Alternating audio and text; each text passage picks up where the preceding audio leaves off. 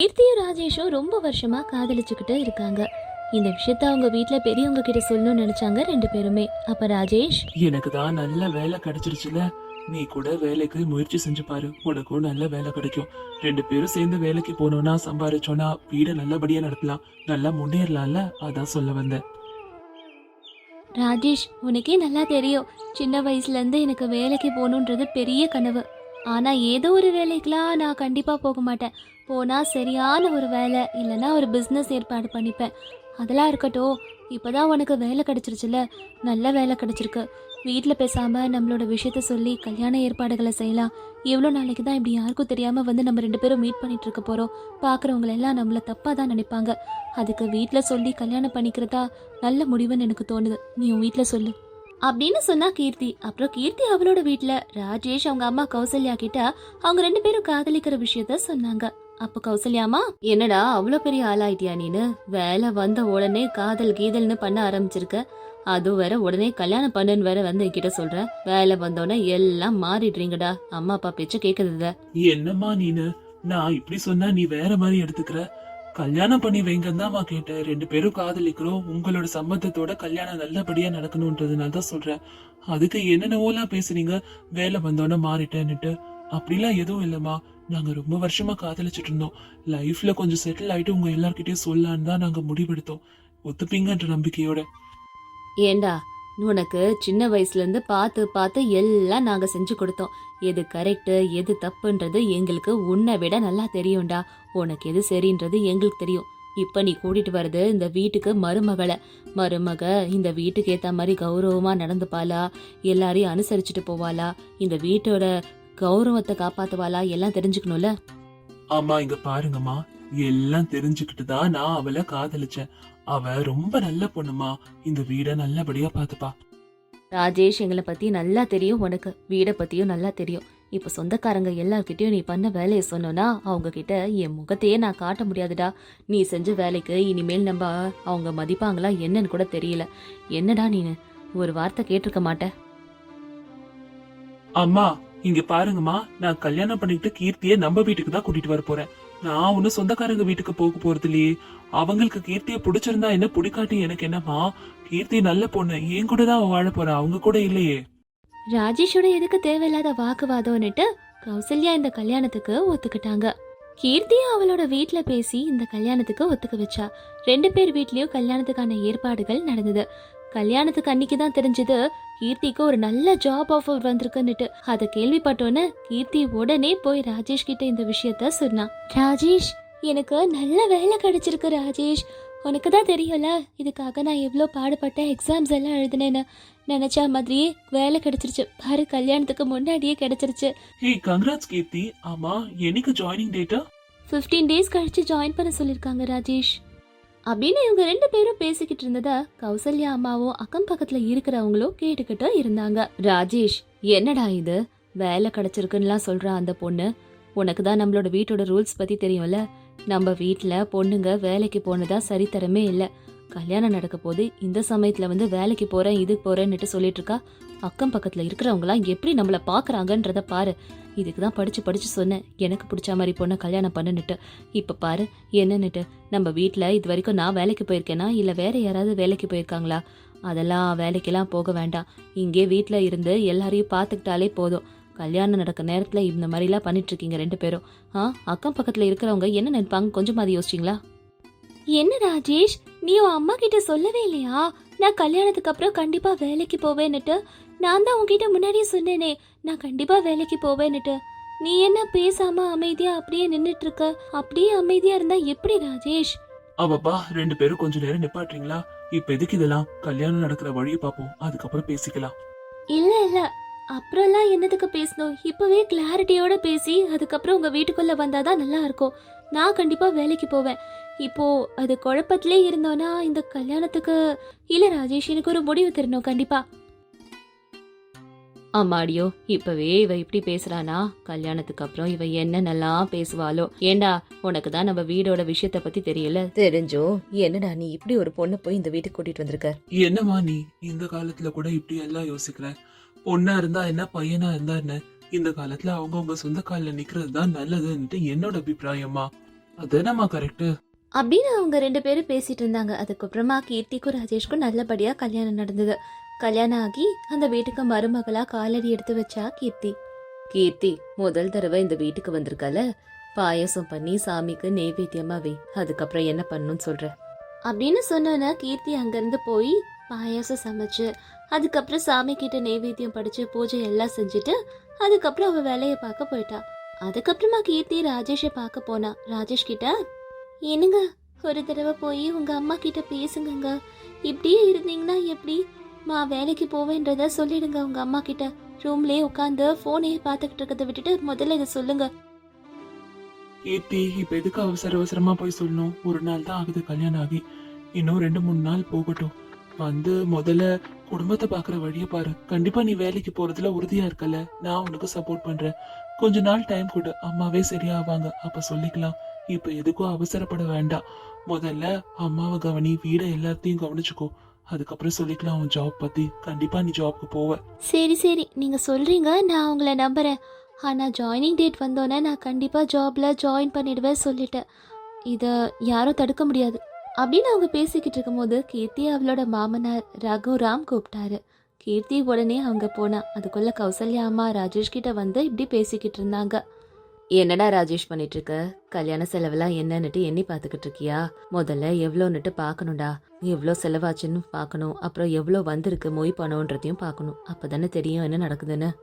ஆமாம்மா, கல்யாண செலவு எவ்வளோ ஆச்சு, மொய் பணம் எவ்வளோ வந்திருக்கு, அப்புறம் யார் யாருக்கு என்னென்ன செட்டில் பண்ணணும் எல்லாத்தையும் பார்க்கணும். இப்போதான் ரொம்ப டயர்டா இருந்தது, எல்லா வேலையும் பார்த்து முடிச்சுட்டு யார் யாருக்கு என்ன செட்டில் பண்ணுமோ சீக்கிரமா பார்த்து முடிச்சா தானே நமக்கு அடுத்த வேலை என்னன்னு பார்க்க முடியும், எவ்வளோ வருமானம் வருதுன்றதையும் பார்க்கணும். அவர் அவ்வளோ சொன்னதுக்கு அப்புறம் கூட கௌசல்யா அம்மா எதுவும் பேசாம அங்கேயே நின்றுட்டு இருந்தாங்க. என்னம்மா எதுவும் பேசாம அமைதியா இருக்க? என்னன்னு சொன்னா தானம்மா தெரியும் எனக்கு. அப்ப உடனே கௌசல்யா அம்மா என்ன நடந்ததுன்றத சொல்ல ஆரம்பிச்சாங்க. கீர்த்தி கிட்ட பேசினியா அவ வேலைக்கு போற விஷயத்த பத்தி? இங்க பாரு, அவ எதுக்கு இப்ப வேலைக்கெல்லாம் போனோம், நம்ம குடும்பத்தோட மானமே போயிடும். அதை சொல்லி அவளுக்கு புரிய வைக்கிற வழிய பாருடா. ஆமா, எல்லாத்தையும் நான் பாத்துக்கிறேன், நீ எதுக்கும் வருத்தப்படாத. வீட்டுல இப்படியெல்லாம் நடந்துகிட்டு இருக்கும் போது கொஞ்ச நாட்கள்ல கௌசல்யா அம்மாவோட பொண்ணு காவ்யா வீட்டுக்கு வந்திருந்தா. அவ, அம்மா அவருக்கு வியாபாரத்துல எல்லாம் பெரிய நஷ்டமா நடந்துருச்சுமா, இப்போ காசு இல்லம்மா கையில, என்ன பண்றதுன்னே தெரியாம 2 பேரும் தத்தளிச்சுக்கிட்டு இருக்கோமா, ஒண்ணுமே புரியல, என்ன பண்ண போறோம்னு தெரியலம்மா. என்னம்மா இப்படி சொல்ற? கல்யாணத்துல எல்லாம் நல்லா தானே இருந்தீங்க, அப்ப சந்தோஷமா இருந்துட்டு இப்ப வந்து சொல்றீங்க எல்லாத்தையும்? அம்மா, கல்யாணத்துக்கு வரும்போது சந்தோஷமா நகை நட்டோட தாம்மா போயிட்டு வந்தேன், எல்லாம் சந்தோஷமா தான் இருந்தோம். ஆனா 2 நாள்லயே நாங்க கிளம்பி போயிட்டோமா. போனதுக்கு அப்புறம் இவர் எல்லா நகையும் வச்சுட்டாரு. பாவம், இவரும் ரொம்ப டிப்ரெஷன்ல இருக்காரு, யாரோடையும் பேசுறதும் இல்லை, வெளியவும் போகிறது இல்லம்மா. என்ன பண்றதுனே தெரியாம 2 பேரும் முடிச்சுக்கிட்டு இருக்கோம். இவரை எப்படி நான் தேத்தி கொண்டு வர போறேனே தெரியல, என்ன வழினோ தெரியல. இப்போ எங்ககிட்ட சேவிங்ஸ் எதுவும் இல்லம்மா, இப்போ எப்படி நாங்க வாழ போறோன்னே தெரியாத நிலைமையில இருக்கோம். ஒண்ணுமே புரியாம தான் நான் இங்க வந்தேம்மா. ஐயோ, என்னம்மா இப்படி எல்லாம் சொல்ற? இப்போ என்ன எடுக்க முடியும் முடிவு? பேசாம நீ ஏதாவது வேலையில ஜாயின் பண்ணி கொஞ்ச நாள் வீடு சரியாற வரைக்கும் வேலை செய்யுமா. என்னம்மா, நம்ம வீட்டோட ரூல்ஸையே மறந்துட்டியா? காவியா வேலைக்கு போனா வீட்டோட மானமே போயிடுமே. ஐயோ, அதுக்கு சும்மாவே இருந்துடலாம், வீட்டு ரூல்ஸ மாத்திட்டியா என்ன? என்னடா என்ன பேசிக்கிட்டு இருக்க? இவ்வளோ நடந்துகிட்டு இருக்கும் போது என்ன அவ பண்ண முடியும் வேலைக்கு போகாம? அதெல்லாம் நம்ம இப்ப மானமும் முக்கியம் இல்லடா.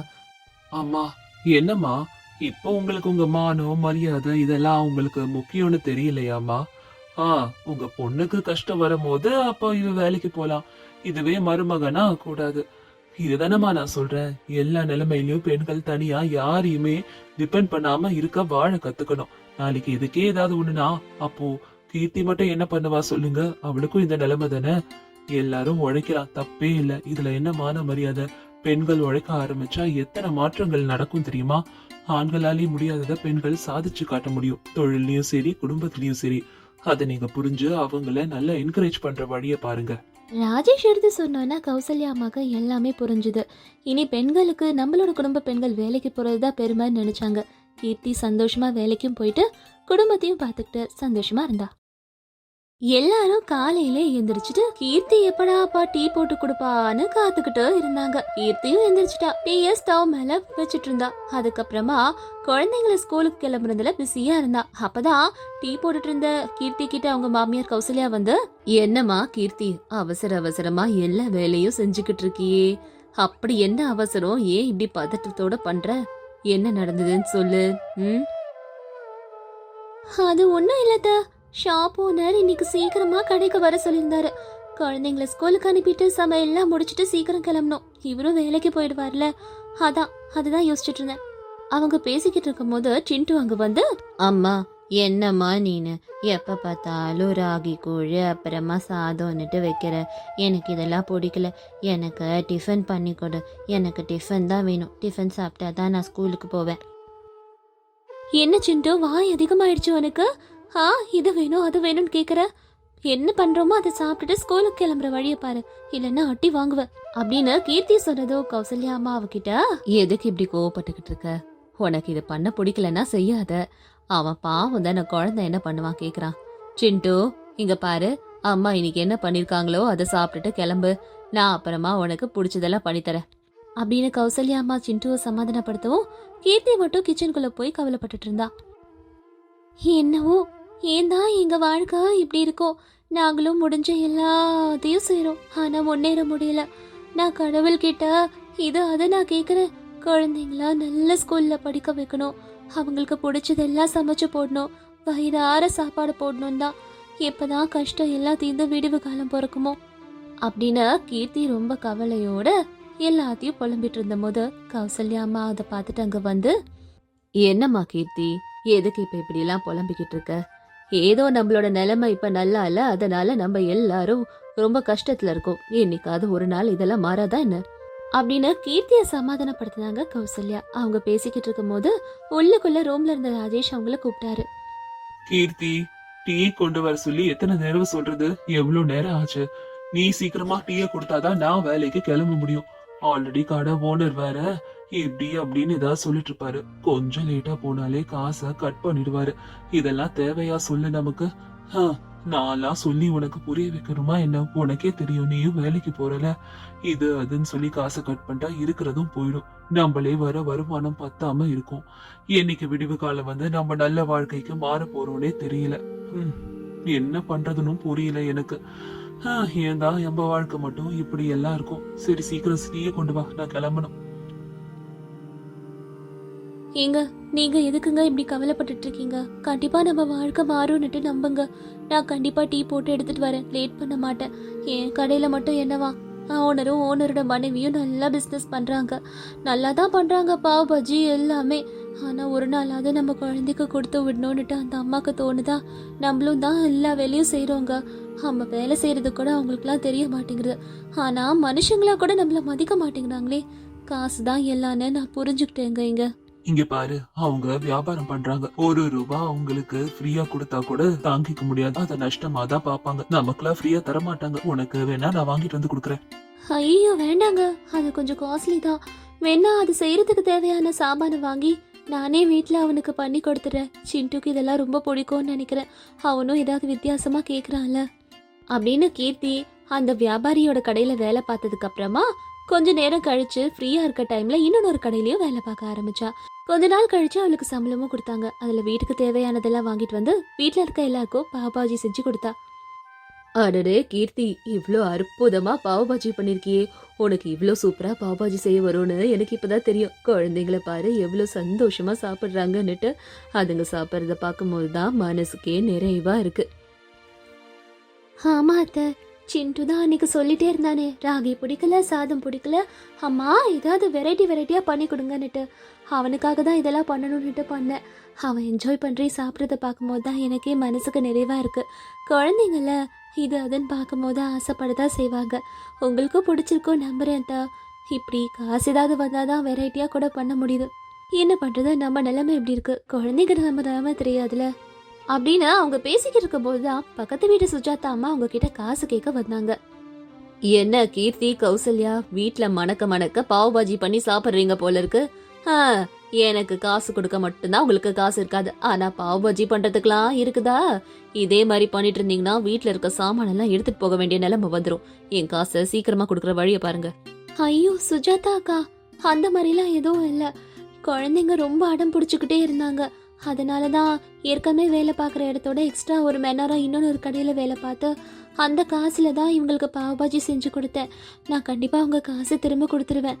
இந்தாங்க, நான் பாவ்பாஜி பண்ணிருக்கேன், நீங்களும் சாப்பிட்டு பார்த்துட்டு எப்படி இருக்குன்னு சொல்லுங்க அப்படின்னு கீர்த்தி அவ செஞ்ச பாவ்பாஜிய சுஜாதாக்கு கொடுத்தா. சுஜாதா அதுல இருந்து கொஞ்சோண்டு எடுத்து சாப்பிட்டு பார்த்துட்டு மீதி தட்டை கீர்த்தி கிட்டே கொடுத்துட்டு இப்படி சொன்னாங்க. அடடா கீர்த்தி, சூப்பரா பண்ணிருக்கியே பாவ்பாஜி, ரொம்ப ரொம்ப சூப்பரா இருக்கு. நீ இவ்ளோ சூப்பரா பண்ணுவேன்னு தெரிஞ்சிருந்தா பேசாம ஒரு பிசினஸே உனக்கு ஏற்பாடு பண்ணி கொடுத்துருக்கலாம் போல இருக்கே. என்கிட்ட காசு வாங்கினியே, அதை வச்சு இந்த மாதிரி ஒரு கடை ஆரம்பிச்சிருக்க வேண்டியதானே. இப்ப கூட ஒன்றும் பிரச்சனை இல்லை. என்ன காசு சேர்த்து வச்சிருக்கீங்களோ அதுல ஒரு தள்ளு வண்டி மாதிரி ஆரம்பிச்சு பாவ்பாஜி கடையை ஆரம்பி. உனக்கு நல்ல திறமை இருக்கு, நீ முன்னுக்கு வருவேன்னு எனக்கே நம்பிக்கை இருக்கு. ஆரம்பி கீர்த்தி. வாய்ப்புன்றத நம்ம தான் உருவாக்கிக்கணும். நம்ம காத்துக்கிட்டு இருக்க முடியாது இவங்க தருவாங்க அவங்க தருவாங்கன்னுட்டு. உனக்கு இருக்க திறமைக்கு நீ நல்லா வருவேன்னு நானே நம்புறேன். நீயும் நம்பினா முடியும். ஐயோ சுஜாதாக்கா, நான் ஏதோ வீட்டில் இருக்கவங்களுக்காக ஆசை ஆசையாக பண்ணி கொடுத்தேன். அது எல்லாருக்குமே பிடிக்குமான்னு எனக்கு எப்படி தெரியும்? அதுவும் வேற இதெல்லாம் கடையாக நடத்தணும்னா காசு நிறைய செலவாகுமே. அது எனக்கு தெரியல என்ன பண்ணுன்னு. நான் தான் கடை வச்சிருக்கேன்ல, அங்க வந்து பாவபாஜி பண்ணி விற்கிற வழியை பாரு. ஒரு வேலை நல்லா போச்சுன்னா லாபத்தை நீ எடுத்துக்கோ, நல்ல லாபம் வந்ததுன்னு நினைச்சுக்கலாம். போலனா செஞ்ச பாவபாஜியை நம்ம எல்லாருமே பங்கிட்டு சாப்பிட்டுக்கலாம். எதுவுமே நம்ம முயற்சி செஞ்சு ட்ரை பண்ணி பார்த்தா தானே வரும். ட்ரை பண்ணாம இப்படி இருந்தா எப்படி? உன்னை சமைக்க சொன்னா சாக்கு போக்கு சொல்லிட்டு இருக்கியா? இன்னைக்கே வந்து பாவபாஜி செஞ்சு விற்கிற வழியை பாரு, நல்லா வருவன்னு நம்பிக்கை இருக்கு அப்படின்னு சுஜாதா அம்மா சொல்லிட்டு பாவபாஜி செய்யறதுக்கு தேவையான எல்லாத்தையுமே அவங்களே வாங்கிட்டு வந்து கீர்த்தி கிட்ட கொடுத்தாங்க. கீர்த்தி கௌசல்யா அம்மா கிட்டயும் ராஜேஷ் கிட்டயும் சொல்லிட்டு இருந்தா இதை பத்தி. என்னங்க, நான் ஏதோ சாதாரணமா வீட்ல எல்லாருக்கும் பண்ணி கொடுத்தேன், குழந்தைங்க கேட்டாங்கன்னுட்டு. சுஜாதாக்கா என்னடா அவங்க கடையில வந்து பண்ண சொல்றாங்க. ஆனா இது எப்படிங்க பண்ணுவேன்? எனக்கே நம்பிக்கை இல்லையே என் மேல. நீங்களாவது சொல்லுங்கங்க. இங்க பாரு கீர்த்தி, அவங்க கிட்ட சொல்லிடு. உன்னால முடியும்னா பண்ணு, முடியாதுன்னா முடியாதுன்னு தெளிவா சொல்லிடு. நீ பாட்டுக்கு எல்லா ப்ரெஷரையும் எடுத்துக்கிட்டனா அப்புறம் ஏதாவது தப்பு நடந்தா உன்னதான் எல்லாரும் கேள்வி கேட்பாங்கன்றது புரியுதுல. உன்னால முடிஞ்சது நான் மட்டும் போய் பண்ணு. அப்புறமா ஏதாவது நடந்தா நடந்துட்டு போகுது, நாங்க எல்லாரும் இருக்கோம்ல. வீட உன்ன மாதிரி யாராலையும் பாத்துக்க முடியாதுன்றது எனக்கு தெரியும், பார்த்து இருந்துக்கோ, நான் அவ்வளவுதான் சொல்வேன். ஏண்டா ராஜேஷ் இப்படி எல்லாம் சொல்ற? அவளுக்கு தைரியம் கொடுத்து அனுப்புவியா? இது நல்ல வாய்ப்பு.